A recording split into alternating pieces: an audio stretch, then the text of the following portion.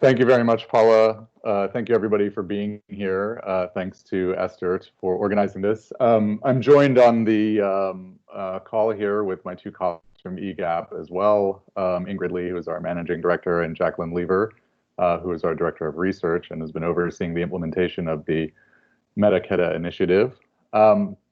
So let's just give a brief overview of what I'll cover today. So for those of you who aren't familiar with the EGAP network, I'll just give you a very brief background on who we are. And then I'll give you an overview of the Metaketa initiative, which Paula introduced, and that has been very generously supported by DFID over the past few years. And then I'll talk a bit about some of the research that we've undertaken over the years, including with DFID support, but then also some research that's prior to that and then also subsequent. And then some discussion of where we're thinking about taking this from here. Okay, so just by way of work, I'm just waiting for the slides to come up. Okay. So EGAP stands for Evidence in Governance and Politics. And so for those of you at DFID in the eval unit and other associated departments, you might wonder why you should be interested in us. Well, what we are a global network of experts focused on testing governance innovations. And the work that we do substantively falls into 4 domains. So we do primarily experimental research on innovations in elections, representation, and political participation, institutions and governance. So this has to do with sort of design of bureaucracies and performance of government agencies, strategies to address poverty and inequality, and then strategies to address societal conflicts. One of the things that we do, in addition to sort of providing a forum for the exchange of ideas, is to actually facilitate active partnerships between researchers, primarily researchers from the academy. So most of the members of the network is about 200 people. Most of the members of the network are actually academics, so professors from universities all over the world. And so one of the important functions that EGAP plays in this space is to facilitate partnerships between those sorts of researchers and then practitioners who come from governmental and also non-governmental or civil society organizations around the world active in addition. So the network is basically composed of these academic researchers, people like myself based at universities who have some combination of substantive and methodological expertise in these substantive areas and or on various methods for doing experimental evaluation. We also have institutional members who represent various governmental and non-governmental organizations. We organize research in these domains. We facilitate partnerships to carry out this research. Oftentimes the structure of the research is such that you have kind of academics who are working alongside practitioners from governmental or maybe international non-governmental organizations to define learning agendas, and then working in close collaboration with government agencies or civil society or non-governmental organizations to actually implement programs to design field studies. In addition to all of this sort of applied activity, we try to develop methodological standards and tools. This includes a research registry for people to post pre-analysis plans and analysis plans and so on, as well as a series of guides on various methodological practices. And these can be conceptual discussions, but some of them are also like quite practical with, computer code and things like that to implement various sorts of like analysis strategies or estimation strategies and so on. So this is the body of work that EGAP undertakes generally. One of the kind of organizing themes for the work that we've been doing is what we call the Metaketa initiative. The term Metaketa, it's a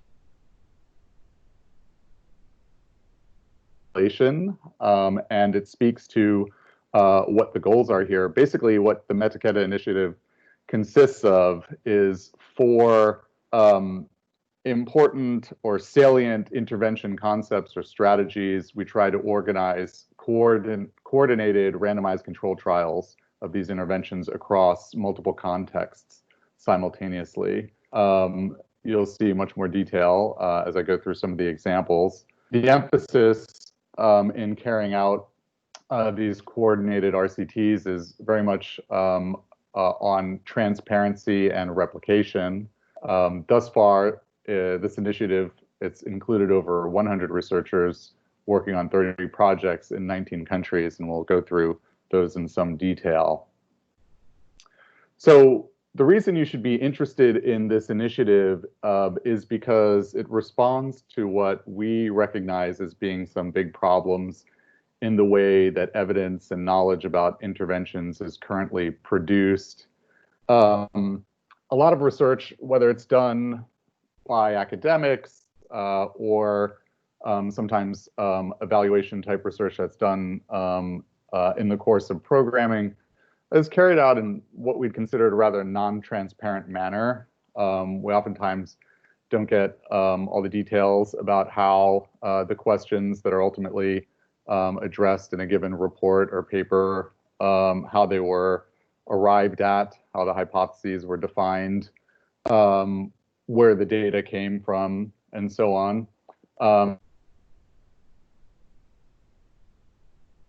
Might make a bit uncomfortable about the robustness of the findings, and so everything that we do through our through sort of EGAP facilitated or organized research is done in as transparent a manner as possible, to the point that all studies are pre-registered in terms of the questions and hypotheses that they're pursuing. Data is always public, all analysis code and so on is always public, and so you yourself can go and check. The other issue is that we feel that there are too many one-off studies investigating intervention concepts. And so, classic example, I suppose, would be with deworming, for example. There was one very high-profile study that was undertaken that was then used as the basis of policymaking all over the world. But there was a lot of controversy about that. Subsequent studies, raised some questions about the generalizability of the findings from that one particular study. And this sort of effort toward trying to generalize was done in a manner that didn't really take advantage of the potential for collaboration and pooling of knowledge. On the one hand, I feel like, sort of adversarial scientific effort can be useful because, it helps to, pull out, challenge people and pull out truth. But on the other hand, if you're trying to test an intervention concept across many different contexts, the context-specific knowledge that would be required would suggest that it'd be better if teams from different places at least shared some degree across contexts and would at least collaborate in defining what the metrics for success should be, and then they can debate on what the finer details might be, but at least to have some sort of standards for evaluating success would be helpful. And so what we try to do with the Metaketa is to organize these collaborative coordinated RCTs where you have independent research teams, all of whom possess a degree of context-specific knowledge in the place in which they're working, but they at least work together to define a common rubric for interpreting variation in intervention protocols, for defining various ways of measuring outcomes in a way such that you can sort of ensure a degree of comparability across contexts, right? And then ultimately, you put yourself in the position where you can generate evidence that speaks across contexts, as opposed to confounding context level variability with other features of study design and question definition. Okay, so we created the Metaketa initiative as a model focused on transparency, collaboration, robustness, and generalizability. The way that we execute a Metaketa unfolds more or less as follows. We work with stakeholders to identify salient interventions. And Paula mentioned DFID support to the Metaketa initiative as it was applied to 3 domains that I'll go through in more detail. That was precisely how we did it, working with various substantive experts from DFID in defining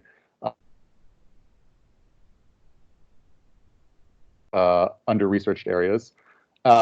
Then what we do is work through the network that we have to identify relevant substantive and methodological expertise. So insofar as the intervention in question is one that addresses a governance area in which EGAP has relevant expertise, then through our pool of 200 or so members who are based all over the world in various academic and practitioner organizations, we have tremendous convening power in being able to pull together the relevant substantive and methodological experts. If the relevant expertise isn't within the network per se, I mean, we can sort of build on our network, reach out even further. And in fact, in the Metaketa rounds that we had, not all of the researchers who were involved were EGAP members necessarily, but there were people that we were able to reach through the network. We then use platforms that we've constructed. These include our research registry, as well as platforms that we've built through the Open Science Framework and through GitHub as a code sharing platform to allow for transparent collaborative research production. We work through our network to identify local partners and ensure that the research is ethically and otherwise context appropriate. So as I said, most of the members of the EGAP network are academics, and they're mostly academics who've made a career of doing, field research that is informed in detail by the context. So, people who've spent a long time, decades, working in particular contexts with various local partners, whether in government or civil society or international NGOs, to carry out research and local partners that would be necessary to put experimental tests of innovations. And then finally, once the research is produced, we work through a network to connect the findings to policy processes and stakeholder interest. We'll go through some examples of that. This, again, draws on a very similar network that we have that we use to identify our local partners in carrying out the research as well. So what I want to do is go through some examples of the studies we put together through the Metaketa initiative and to discuss a little bit about how we can learn from Metaketas in a manner that goes beyond what we could learn from an individual evaluation study. Okay, these are the way you can think of a Metaketa is basically a collection of evaluation studies where there's been a strong effort to harmonize across the studies to allow for accumulation of knowledge and comparability. Okay, so to do so, I'll basically go through the various rounds, Metaketa rounds that we've assembled. So the first Metaketa that we organized was one focused on information and accountability. Then the next 3, taxation, natural resource governance, and community policing, were Metaketa rounds that came under DFID support. And then the last one, women's political participation, is one that we are designing now with support from a private philanthropic source. So let's talk a bit about the first Metaketa that we organized. It kicked off in 2013 and concluded with the publication of findings in 2019. A book was just released describing the findings in detail. Sort of the best book in experimental political science this week. It was undertaken in 6 countries. This is about the scale that the Metaketas that we've done thus far have taken. And this Metaketa sought to address the following questions. So the idea is that civil society organizations and donors emphasize transparency and nonpartisan information as being crucial to electoral processes, insofar as the aim is to have electoral processes serve to promote good governance and responsive government.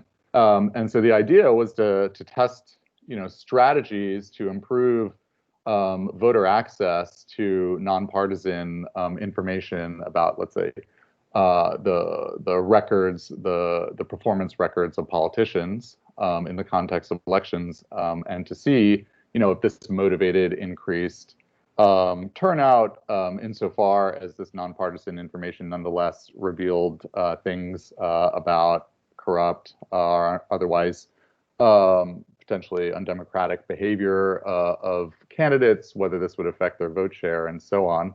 And so, anytime you're doing an intervention that's involved with elections, obviously it doesn't make sense for external third party to go in and meddle in these ways. The idea here was to actually work with civil society organizations that were rooted in these countries that were trying to pursue a nonpartisan transparency agenda, to work with these organizations,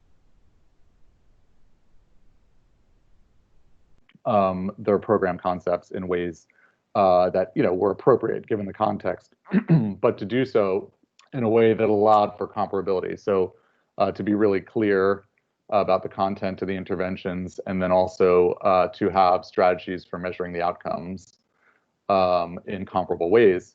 And this is one example of the type of thing that you can learn. And in this particular case, you see a plot of the treatment effects for one of the ways of coding the intervention. So this was the effect of voters receiving bad news on an incumbent candidate. So news of them having been involved in corruption cases or otherwise in legal trouble on vote choice.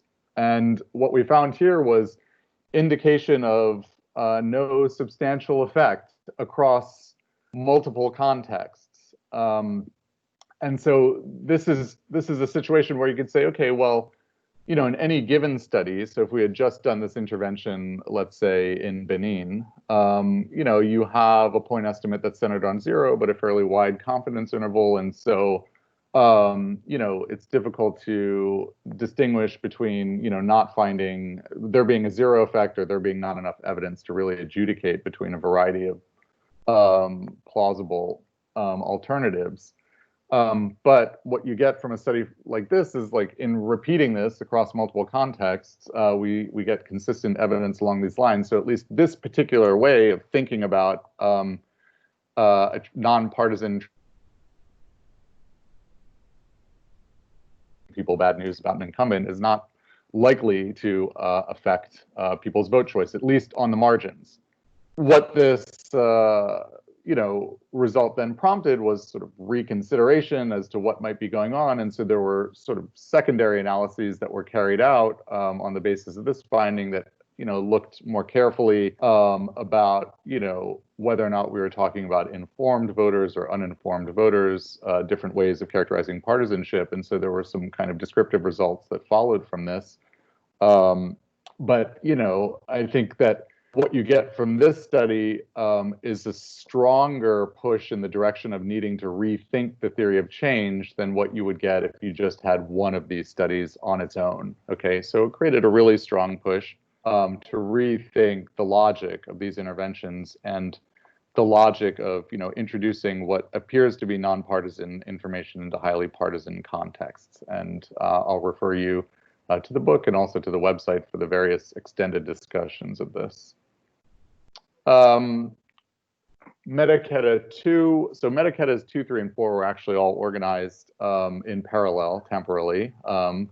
So Metaketa 2 was part of the DFID-funded initiative, which sought to produce additional evidence and potential strategies for effective intervention to improve tax systems in middle-income and lower-income countries, again, undertaken in 6 countries. And here, the question that the Metaketa sought to address was how to bring more households and firms inside the formal social contract that relates citizens and obligation is to comply with tax obligations, and the state's obligation is to provide services and protections in return. In many middle and lower income countries, the informal sector is huge. And, the barriers that exist in firms and households and moving from the informal sector to the formal sector potentially constrain the ability of the state to, generate enough revenue and organize policies and services that might be crucial for development. And so the idea here is like, are there ways that we could facilitate this transition across the boundary? And insofar as we do, what might be the consequences in terms of households being willing or able to abide by tax obligations and the government being responsive in return? And so there are a whole lot of outcomes that were measured similar to the last study, many outcomes. I'm just going to present one slice to give you an example of another type of thing that we can learn. And so the idea here was to remove barriers to formalization and then to see subsequently whether tax compliance and access to services would follow doing that. And so the intervention consisted of providing for free to households and firms in these various countries consulting and material assistance in navigating the formalization process. So material assistance could include basically helping to subsidize the costs, and then the consulting, services were ways of basically reducing the burden that households and firms face in just sort of navigating sometimes very complex systems for formalization. And so here's another type of thing we can learn. So whereas in Metaketa 1, we numerous cases of a negligible effect, and so in their totality, they speak quite powerfully to the need to totally rethink the theory of change. Here we see quite a bit of heterogeneity. So in some contexts, like in the DRC in Brazil, there was substantial evidence. The treatment effects was, fairly substantial, and in that this sort of material facilitation, formalization actually did induce. These are percentage point increases, so on the order of 5 to 10% of those who are approached to formalize. But in other cases, you don't see much going on, and so we sort of establish here a field of variation across these contexts, and so it leads to the question as to why this type of heterogeneity might exist.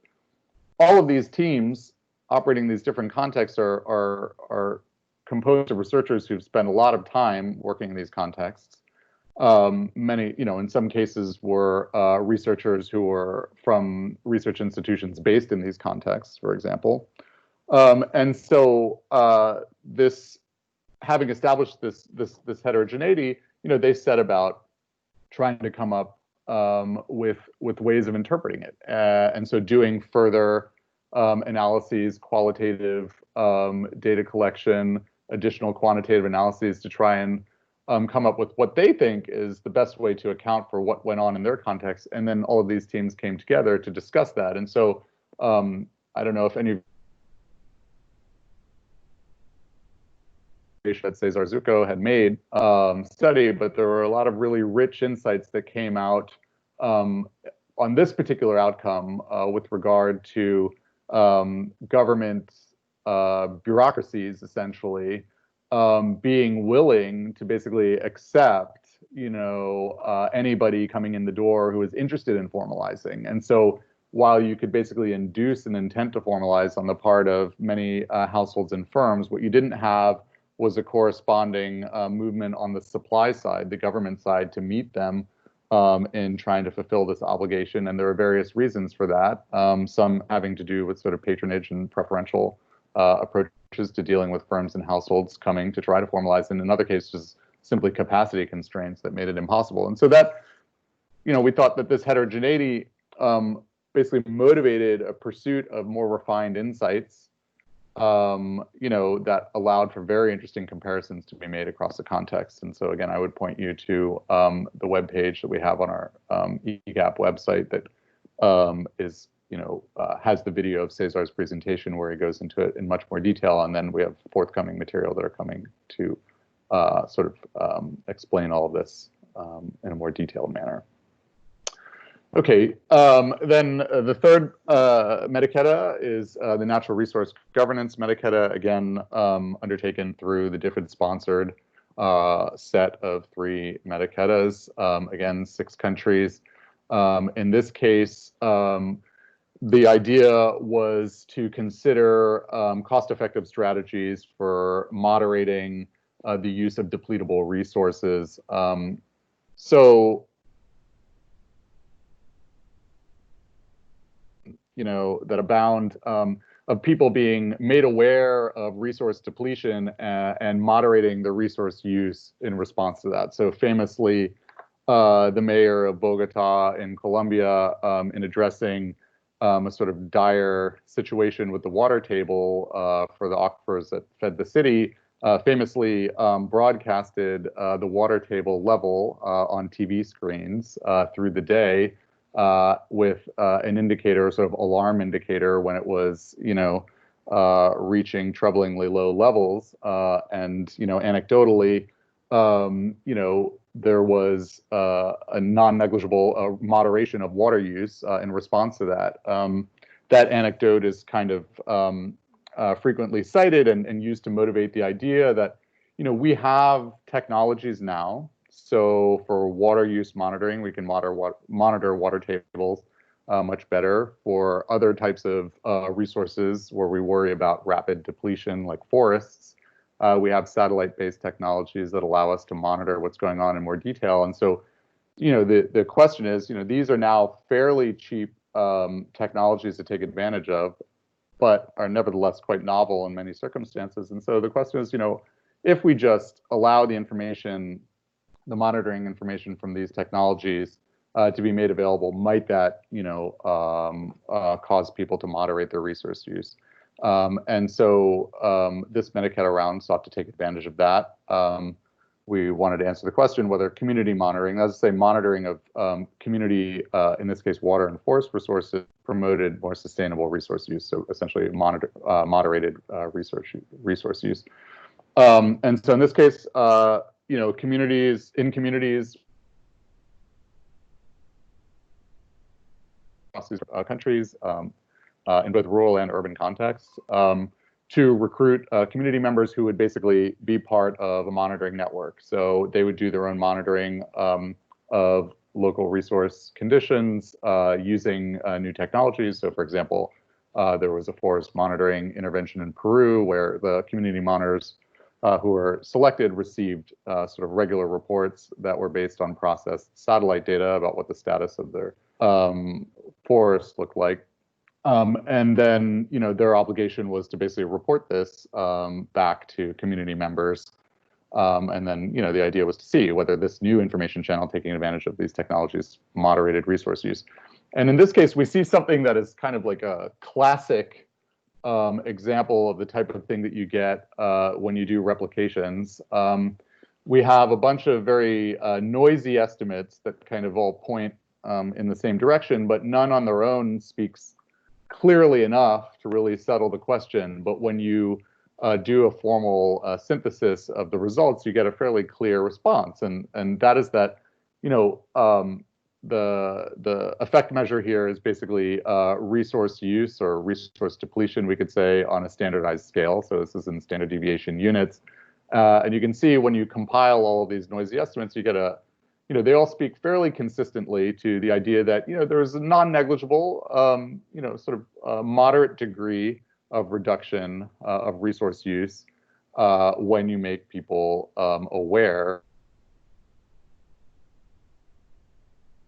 So you can see that on their own, none of those studies could have really told you that quite as clearly as they can in their totality. And the fact that they speak fairly consistently, I think, gives one a lot more confidence than one would get from any individual study about the potential value of this strategy more generally, because it's a rather diverse set of contexts, and yet we could see that, on average, you do get some gain, or you can be pretty confident that you're going to get some gain.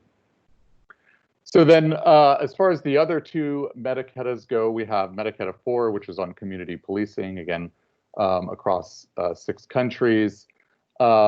this one and the next one, the results aren't in yet, but just to give you an idea of the content for the community policing Metaketa, the question is whether community policing can help to build trust between citizens and police. So community policing models even before the protests that are going on presently around the world, particularly in the US and in Europe right now, even before this, the idea that trust between citizens and the police had been eroding and needed some sort of shakeup in order to restore it.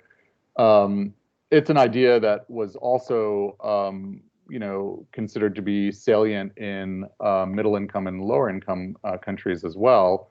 And so there had been a lot of work done, primarily in North America, on community policing models. There had been a few RCTs done. And so the question that this Metaketa sought to address more specifically was whether, on the basis of these studies, primarily in North America, whether this type of strategy might actually have any value in urban settings in lower income and middle income countries. And so, this set of countries that I listed here, urban areas in these settings, were chosen as sites to test community policing strategies.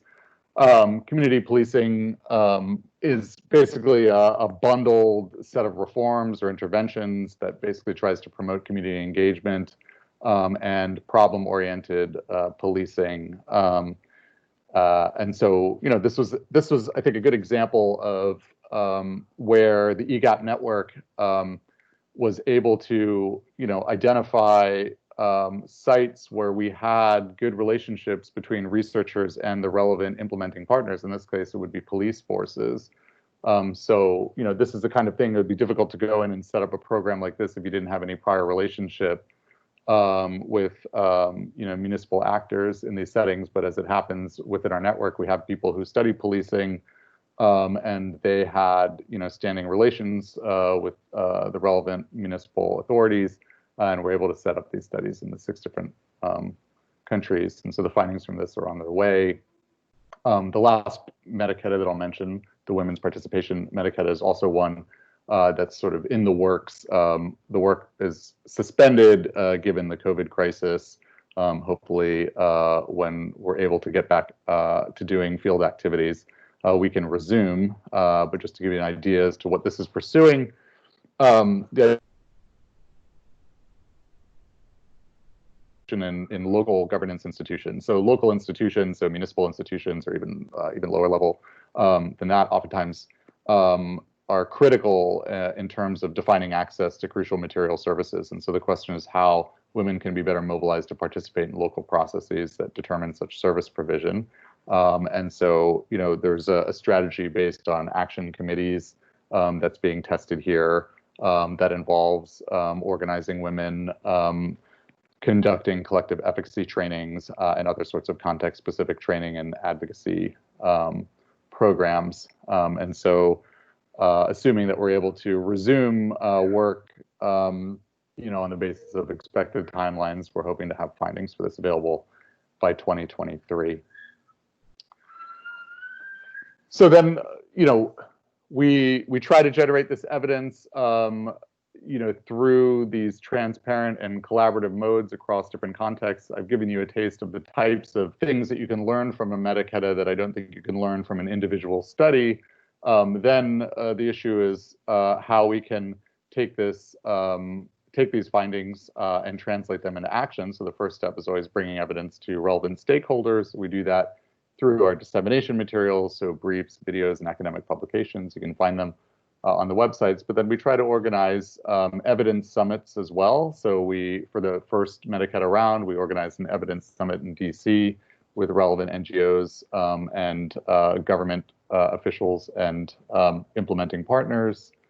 We've done, similar types of activities to the best we can for the more recent Metaketa rounds. And then we also try and engage relevant stakeholders within countries where the activities took place themselves. Paul, I see you coming on. Hi, yeah, sorry, I was trying to sneak in just to say 5-minute warning. That we might be getting close to time. Yeah. Okay, no problem. That should work just fine. Yeah. the the power of this evidence, from even within individual contexts and then also across contexts, we think is evident from action that's already been taken to translate these findings into policy. We have various examples already from the set of Metaketas that DFID sponsored of evidence within the sites being translated into new strategies by relevant government actors or civil society actors. This is just sort of a listing of some of them. But of course, I think for the Metaketa per se, what's more interesting is when you compare across contexts, the general lessons that you can learn and what might be possible in terms of informing policy in places that were not part of the original Metaketas. I think that's what's especially appealing about the strategy, is that you can create generalizable evidence such that what we find about community policing in these 6 countries could maybe help a country that was not part of the original 6 to think through what they might need to do because they're able to draw on this comparative evidence that might speak to them more than would be the case for one individual study undertaken in a foreign country. So what have we achieved? What I think we've achieved through this model is to show policymakers, practitioners, and researchers how to give what I'd call a big push to research programs based on key interventions. And researchers to think more in terms of cross-context variation, and we've offered findings, different types of findings and examples to guide that thinking. And then I think what we do through our efforts on transparency is to set a standard for both producers and users of this sort of evidence on transparency, reproducibility, and accessibility of the various components that go into evidence production. We recognize that the Metaketa model, it's quite ambitious to set up a set of randomized control trials at the same time in a number of countries. And so we're thinking about how we can scale this in a way that makes it more adaptive. The essence of a Metaketa is harmonization. And so the idea that we have and that we're working on is to build platforms for Metaketas to basically happen naturally and in real time, facilitating harmonized research across contexts. And so the idea here is, so I have like a screenshot of the GitHub repository for one of the Metaketas, which is where the various harmonization guidance documents were deposited, and then all the data would be posted here as well, analysis code and so on. And so the idea here is to create these sorts of platforms that would allow teams who are pursuing research on similarly defined interventions to be able to draw on sort of harmonized data collection instruments, rubrics for characterizing interventions and their components, and to be able to integrate their data into the data for a broader research program that could then allow for nearly automated research synthesis and meta-analyses. So that's the idea. So just if we could have these platforms standing, then the research could happen at its own pace, but then be integrated into this. So we have a kind of rolling Metaketa concept. And so these are the various steps that would be involved in getting this set up. I won't go into the detail now, but we could come back to this in the Q&A if interested. So some final reflections here. The traditional Metaketa idea of organizing a set of coordinated RCTs to all be rolled out in parallel across contexts, a big leap in assessing a high salience intervention concept. So it's worth noting that there are some things for which Metaketas may not be the right tool. So if you're trying to do a proof of concept of some new intervention concept or new intervention strategy for which there's been no evidence or kind of attachment in policy processes to it at all, you're really in the exploratory phase. It may not make sense to set up like 6 RCTs across countries to do that. That would probably be going in too heavy. But if there is an intervention concept that's been subject to some evaluation and people find it intriguing and it's caught the attention of policymakers, then we think a traditional Metaketa is a great way to take a big leap in assessing that strategy and generating a lot of evidence that could help us to understand when and where it might be appropriate. this new integrated research program, the rolling Metaketa concept, is going to allow, hopefully, for strategic knowledge accumulation based on activities as they're already occurring. We also think it can help to reduce costs for evaluation insofar as it helps to provide sort of standardized protocols and instruments that could then be used by evaluators rather than having to invent things from scratch every time. And then the last thing I'd mention is that we've now generated a lot of data from these Metaketas. We've done these formal syntheses and meta-analyses, but there's a lot more that can be done with the data to inform policy decision making. And so that's an area that we're working on now. How can you actually take the micro data from these different RCTs to make really refined policy recommendations, both within the countries in which the studies took place, but where no research has been undertaken as yet, but we have a lot of contextual variation from the studies that we can draw on to try and make some very, reasoned guesses as to what might make sense in a new context, subject, of course, to subsequent evaluation as well. So with that, I'm happy to take questions. I mentioned here the website as well, where you can find more details on both the methods and the substance of these different Metaketa rounds. Thank you so much, Cyrus. That was absolutely fascinating. It's really sparking my interest considerably. We're moving on to questions and discussion now, and just a reminder to people, if you could pop any questions you have into the sidebar. We can take a vote to work through those in priority order, or if you have a pressing question, please lift your hand up and we can come to you. But for now, just again, thank you so much, Cyrus. It's such anything around governance and politics is obviously such a massively challenging area for cementing our knowledge and understanding. And I've really enjoyed learning about the programme and the Metaketa initiative. Now I know what it means, all about accumulating that knowledge.